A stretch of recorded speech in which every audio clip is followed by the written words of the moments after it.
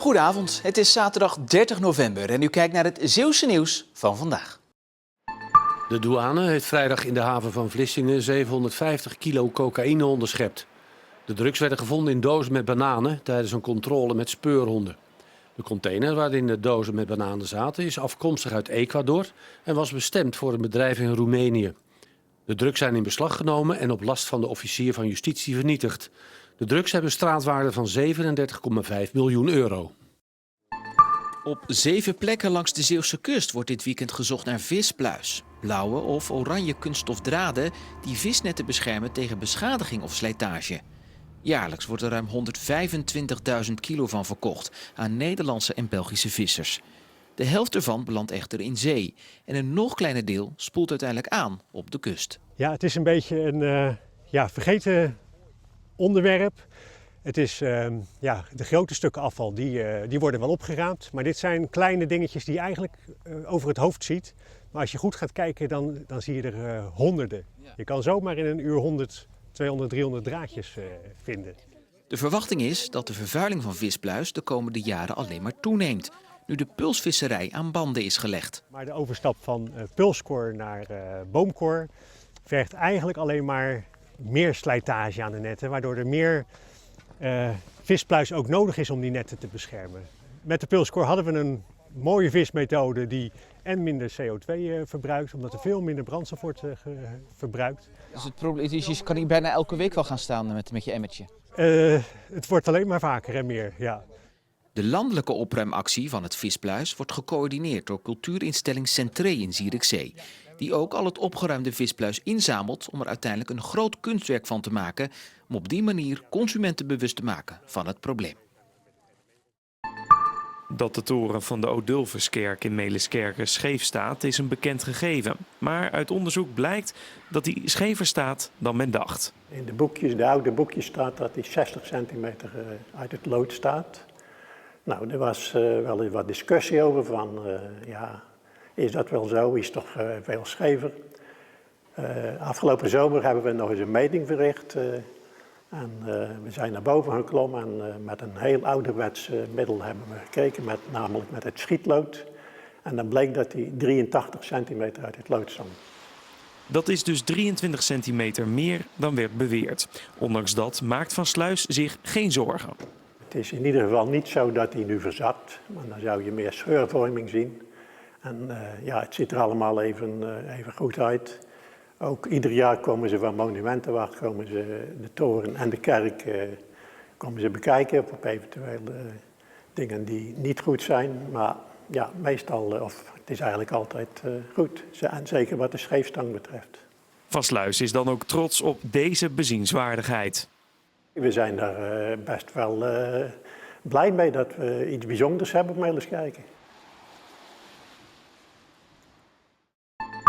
Het is de intocht van Sinterklaas. Marco Stro leest voor in de kleuterklas op de Burgt Gietheimschool in Oost-Soeburg.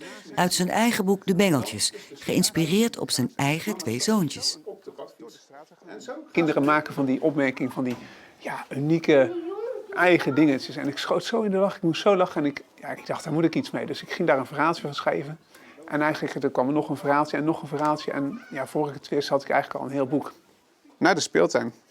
Het is zo druk dat mama zegt dat ze maar in de bakfiets moeten blijven zitten. Ook de illustraties in het boekje maakte hij zelf. Ik had precies in mijn hoofd zitten, wat wil ik? Dus toen ben ik gaan tekenen en dit is het resultaat. Bezorgd kijken ze rond. Waar is Sinterklaas dan?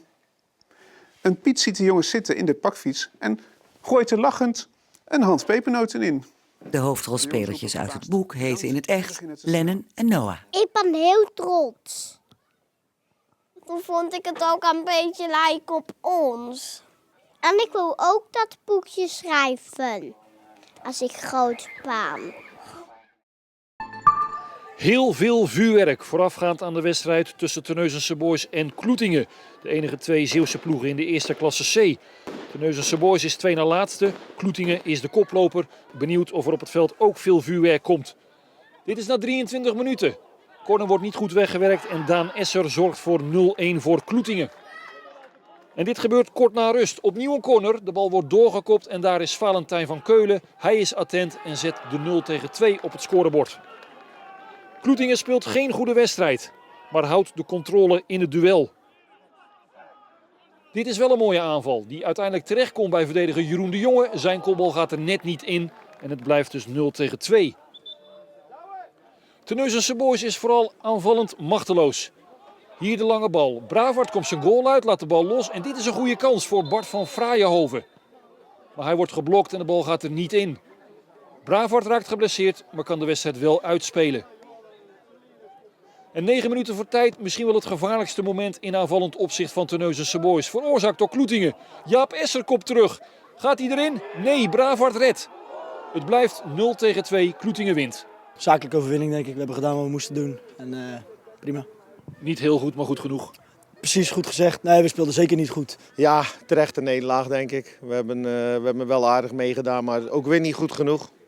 En je wordt verslagen door 2 corners, dat is natuurlijk helemaal zuur, hè, denk ik, als je dat ziet. Terneuzense Boys verliest en moet zich vooral richten op de komende duels tegen de onderste ploegen. Kloetingen blijft koploper.